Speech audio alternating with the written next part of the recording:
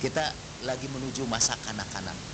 Kalau setelah itu bantal itu pun kita lemparkan, ranjang kita bantingkan, apapun kita acak-acaki, kita betul-betul kembali jauh ke masa kanak-kanak kita yang paling awal.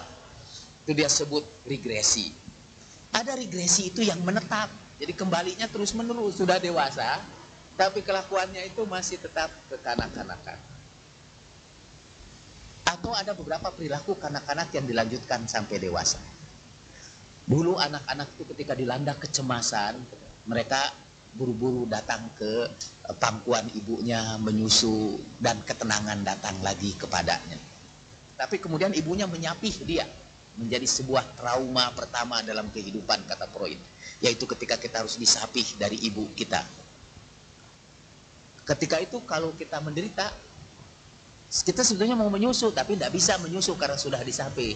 Maka seperti itu kita akhirnya gigit jempol kita. Ada kebiasaan gigit ini berlangsung sampai masa dewasa juga. Jadi kalau orang lagi bingung, dia gigit-gigit gini gitu.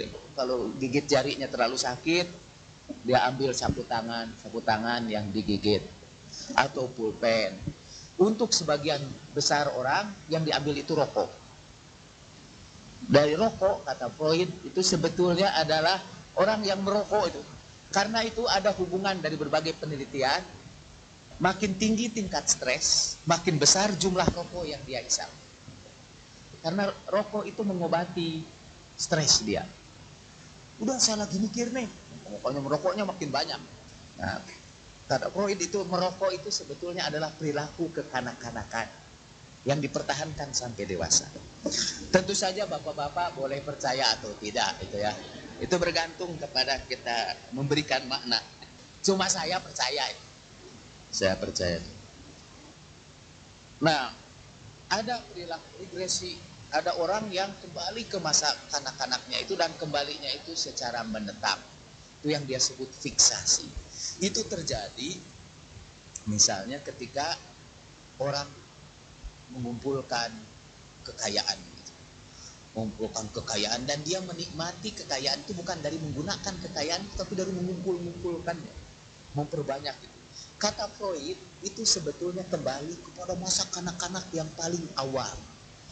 Dahulu, kata Freud, ketika anak itu masih dalam periode setahunan, 2 tahunan, ketika orang tuanya mengajarkan kepada dia perilaku toilet, anak-anak itu seringkali mengalami kenikmatan besar untuk berlama-lama di toilet. Dan katanya dia senang menikmati tumpukan kotoran itu yang keluar itu. Dia senang. Kalau di kampung sih, karena biasanya ya anak itu mempermainkan juga itu. Ada satu kenikmatan melihat tumpukan kotoran itu. Kenikmatan itu masuk ke alam bawah sadar dia. Setelah dia dewasa, setelah egonya dominan, tentu saja egonya akan mengatakan itu kok kanak-kanakan itu mempermainkan kotoran itu. Maka kotorannya diganti sekarang dalam bentuk kekayaan, dalam bentuk harta. Ajaib itu. Freud yang tidak percaya kepada Tuhan itu sangat sufi itu. Menurut Freud, kekayaan, kesenangan mengumpulkan kekayaan itu, yang nanti dikembangkan oleh Erich Fromm kalau saya tidak salah, yang dia sebut sebagai nafsu having. Ada 2 pola hidup manusia itu, ada yang having, memiliki, dan ada being, menjadi. Jadi ada yang menikmati kehidupan itu dari memiliki saja, bukan dari menjadi. Itu juga rada sulit. Tapi karena itu cirinya psikologi kan, bikin sulit yang biasa-biasa saja. Dalam bahasa Inggris sekarang ini, hampir semua kata kerja menggunakan kata have, yang artinya mempunyai. Berbicara yang mestinya I talk menjadi I have a talk. Berjalan yang mestinya cukup saja I walk, mereka menjadi I have a walk. I have a sleep, I have a rest, I have a go. Semua pakai I have.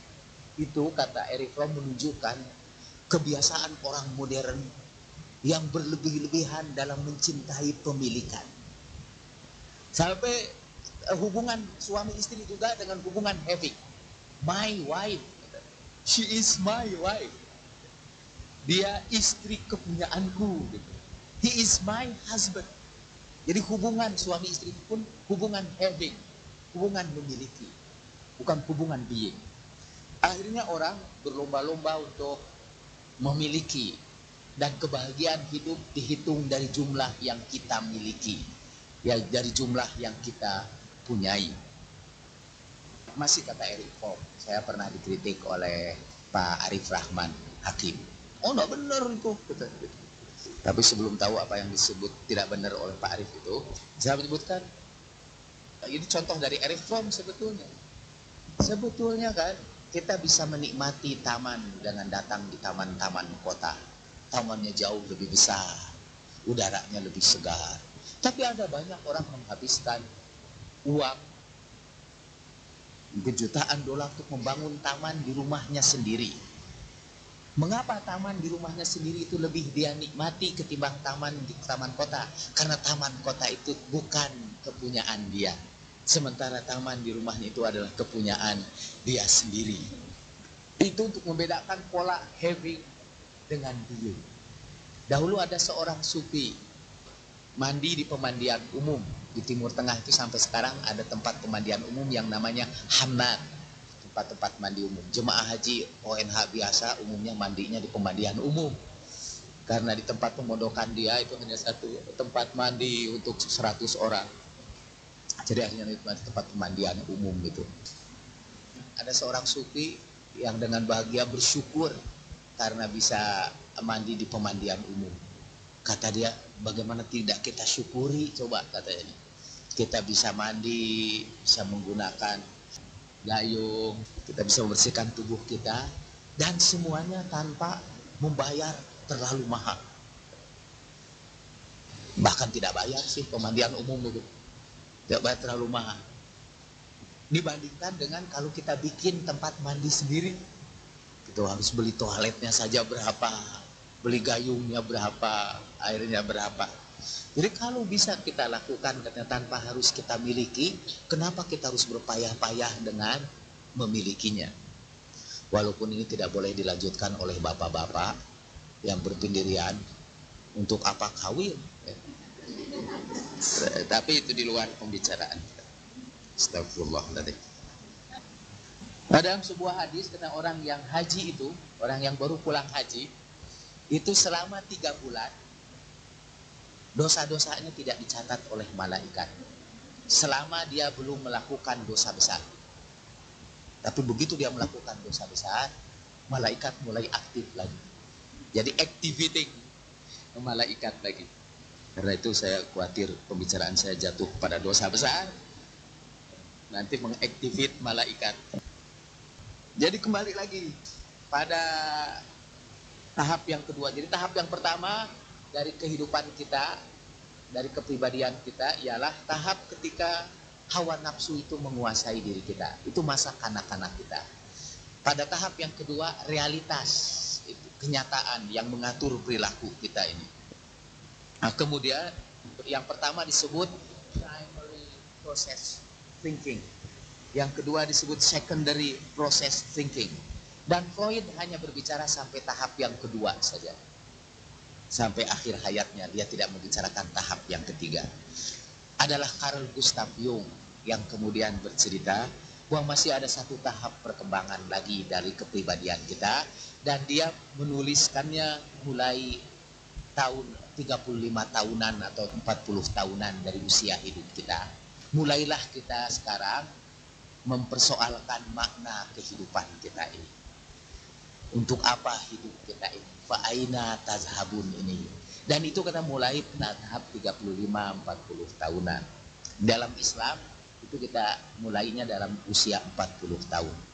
Al-Quran menyebutkannya hatta idza balagha arba'ina sanatan, sampai kalau dia sudah sampai usia 40 tahun dia berdoa, Rabbi auzi'ni an ashkura ni'mataka allati an'amta alayya wa ala walidayya wa na'amala salihan tardah waslih li fi dzurriyyati inni tubtu ilaika wa inni minal muslimin.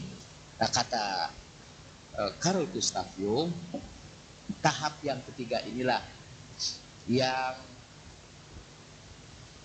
memberikan kepada kita arah dari kehidupan kita. Dan sampai pada usia inilah kita mulai diganggu dalam tanda petik oleh persoalan makna hidup ini. Mau kemana perjalanan hidup kita ini? Untuk apa semua yang kita kerjakan selama ini? Dan dalam pembicaraan kita sekarang, itulah masa ketika kita mengaktifkan spiritual intelligence kita, kecerdasan spiritual kita. Kata Dana Johar dalam buku ini, we use SQ, kita menggunakan SQ to deal with existential problems, untuk berhadapan dengan masalah-masalah kehidupan, masalah-masalah eksistensial. Masih kata Jung, apabila pada usia 35 sampai 40 tahunan ke atas itu kita masih mempersoalkan gitu, mengejar-ngejar kesenangan hidup, masih ingin memenuhi kesenangan-kesenangan fisik, atau kecintaan-kecintaan kita masih kecintaan-kecintaan sensual, kita mengalami fiksasi juga, mengalami hambatan dalam perkembangan kepribadian. Lebih bahaya lagi kata Jung, kalau kita tidak bisa menjawab masalah eksistensial pada usia seperti itu, kita akan mengalami gangguan psikologis, gangguan-gangguan kejiwaan. Makalah saya ini dimulai dari seorang yang menderita gangguan psikologis dan dibawa kepada psikolog, dan menurut psikolog dia penderita skizofren lah, semacam gangguan kejiwaan. Padahal sebetulnya dia tidak menderita gangguan kejiwaan, dia menderita gangguan spiritual. Persoalan dia bukan persoalan psikologis, tapi persoalan ruhaniah. Sayangnya kata psikologi waktu itu belum bisa membicarakan. Sampai akhirnya orang yang gila ini nanti jadi psikolog dia. Karena di dalam periode kegilaannya itu dia seperti mendengar suara bisikan. Jadilah kamu seorang healer, seorang penyembuh, seorang pengobat. Dan dia setelah itu sembuh. Ajaib. Kemudian dia daftar ke Fakultas Pascasarjana Psikologi. Dia mempelajari psikologi yang lebih dalam lagi, namanya David Lukov. Dan kemudian dialah yang memasukkan untuk pertama kalinya dalam buku DSM. DSM adalah buku semacam Alkitabnya untuk gangguan-gangguan kejiwaan. Di situ didaftar berbagai penyakit jiwa. Jadi kalau dokter yang biasa punya farmakologi kan, untuk obat-obat tertentu, ini di kalangan psikiatris itu ada DSM yang menyusun daftar berbagai gangguan kejiwaan dengan gejala-gejalanya, dengan treatmentnya gimana. Dan untuk pertama kalinya David Lukov memasukkan satu jenis gangguan kejiwaan. Macam-macam gangguan kejiwaan itu. Yang paling populer di kalangan ibu-ibu dan bapak mungkin paranoida, kan tadi skizofrenia.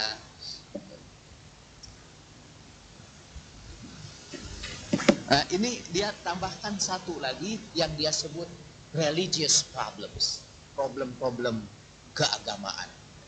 Kalau orang pada usia 35-40 tahunan ke atas tidak bisa menjawab pertanyaan-pertanyaan keagamaan, seperti apa makna kematian, untuk apa tujuan hidup kita ini sebenarnya, dia akan mengalami kegelisahan eksistensial.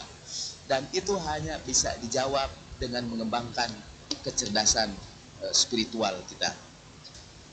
Sekarang, jadi salah satu definisi kecerdasan spiritual yang sudah saya sebutkan adalah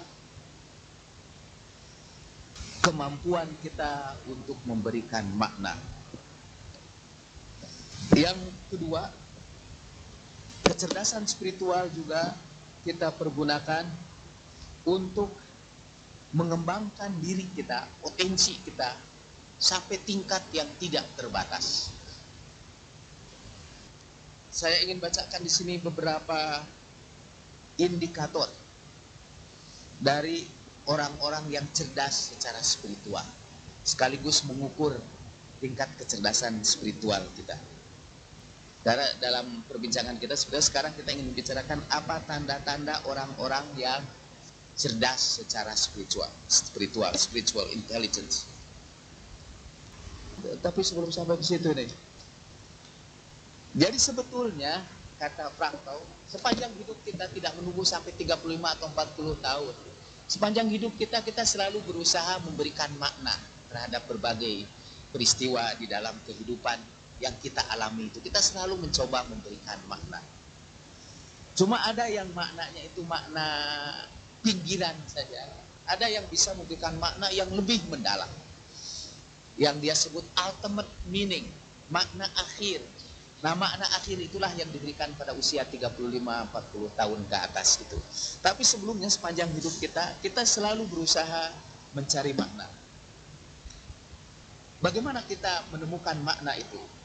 Saya lihat pada halaman 14 dalam makalah ini.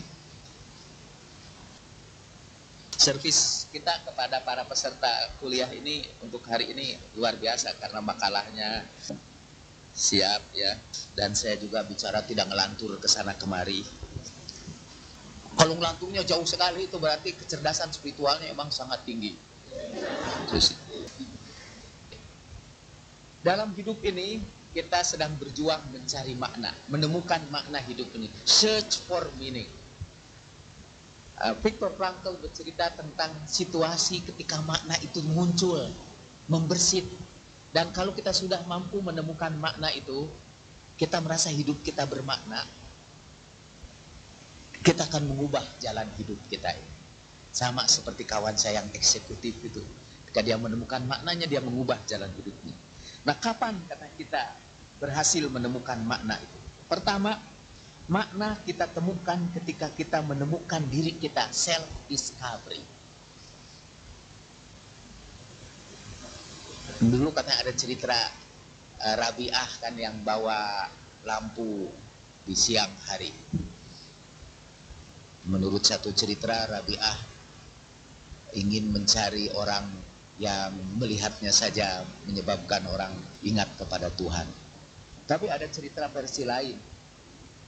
Dulu kata di Yunani ada orang juga yang bawa lampu siang hari di tengah-tengah pasar. Ditanya, mau cari apa kamu ini bawa lampu? Aku mau mencari diriku. Kita kadang-kadang tidak tahu siapa diri kita. Who am I? We don't know who I am. Who we are. Makna kita temukan setelah kita sadari siapa diri kita ini. Salah satu ciri atau indikator orang yang cerdas secara spiritual adalah kesadaran dirinya. Dia tahu siapa dia ini, apa peran dia dalam hidup ini, apa misi dia.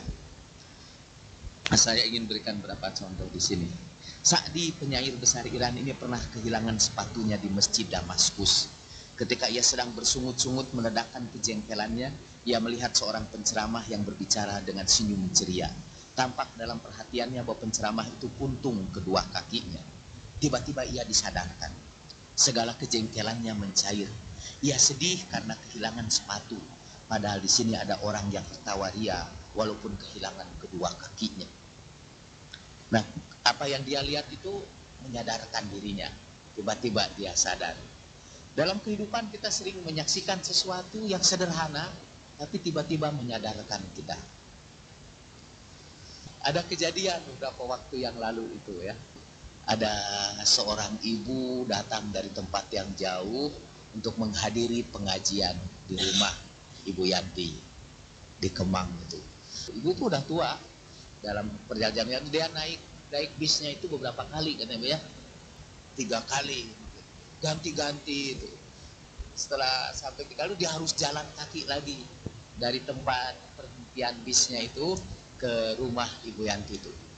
Dan di jalan dia mungkin karena sakit dia sudah roboh di jalan itu, sudah duduk mungkin menunggu sampai dia kuat kembali. Kemudian dia melanjutkan perjalanan lagi, buru-buru dia masuk ke situ dan singkatnya cerita dia meninggal dunia di tempat pengajian itu ya. Disaksikan oleh ibu-ibu yang hadir di sini itu ya. Dan rupanya dia jauh-jauh itu hanya karena dia ingin mati di majelis pengajian. Buat saya dia mati di atas sayap para malaikat. Kata Nabi Shallallahu Alaihi Wasallam, orang yang meninggal dalam majelis ilmu kan, dia menginjak sayap para malaikat. Dan mungkin sayap para malaikat itu juga yang mengantarkan ruhnya ke hadapan Allah Subhanahu Wa Taala. Ibu-ibu yang menyaksikan kejadian itu akan menemukan makna. Tiba-tiba disadarkan bahwa ujung perjalanan kita itu ke sana juga. Ya. Dan apakah kita bisa mati seindah seperti kematian dia? Itu menjadi pertanyaan yang memberikan makna kepada kita. Dan Tuhan memang sepanjang hidup kita memberikan berbagai pelajaran. Tidak lewat ceramah para mubalik, tapi lewat kejadian-kejadian yang sangat dramatis yang terjadi di hadapan kita, yang menantang kita untuk mencoba memberikan makna kepada tujuan hidup kita. Fa aina tazhabun. Lalu kita juga menyadarkan, seperti ibu itu juga bicara, kita ini kadang-kadang menghadiri pengajian ini berangkat pakai mobil sendiri gitu ya. Itu masih saja kita kadang-kadang malas-malasan. Ya. Dia naik kendaraan umum dalam keadaan sakit, pada usia tua, itu semangatnya masih tinggi. Kalau kita kemudian bertanya, kenapa kita tidak memiliki semangat setinggi dia? Kenapa kita langsung putus harapan hanya karena penceramahnya lah?